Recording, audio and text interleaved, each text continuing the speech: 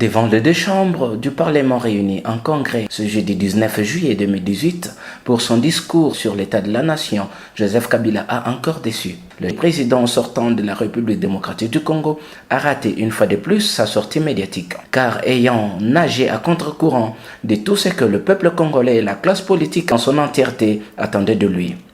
À 5 mois de la tenue du scrutin présidentiel et à une semaine du dépôt des candidatures, Joseph Kabila passe outre mesure sans se prononcer sur son avenir politique à la fin de son deuxième et dernier mandat constitutionnel.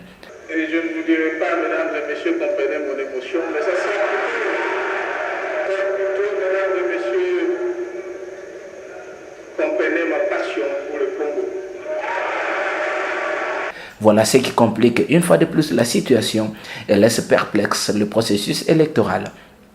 À ce sujet, Claudel André Lubaya, président de l'UDA originel et président de l'Alliance des mouvements du Congo, regrette que Joseph Kabila ait choisi de sortir par la petite porte. D'abord, je ne m'attendais pas à grand-chose, parce que depuis 2016, M.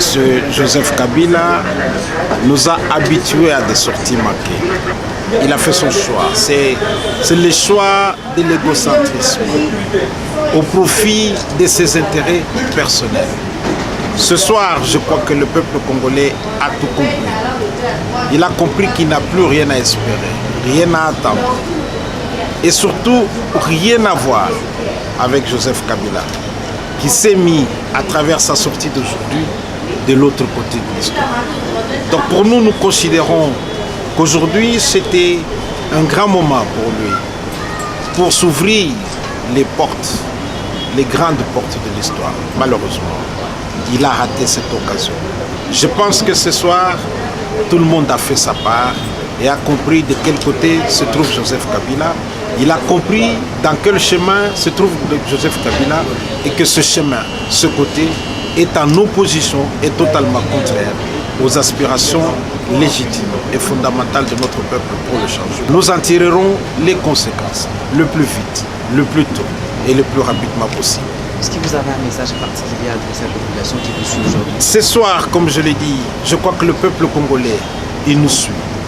Il avait placé quand même son dernier espoir dans ses discours. Il avait espéré quand même ce soir écouter un autre type de discours, écouter un autre type de mots, que de se livrer à des invectives, à des actes de provocation, à des défis, mais aussi au mépris.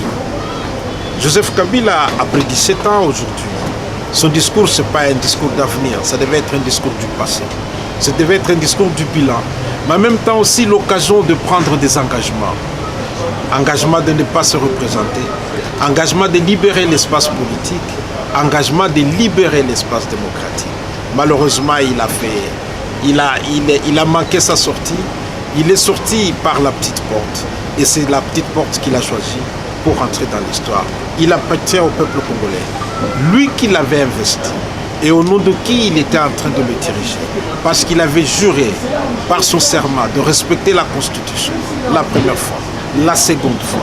Et qu'à présent, il a décidé unilatéralement de briser le pacte issu des accords de San City.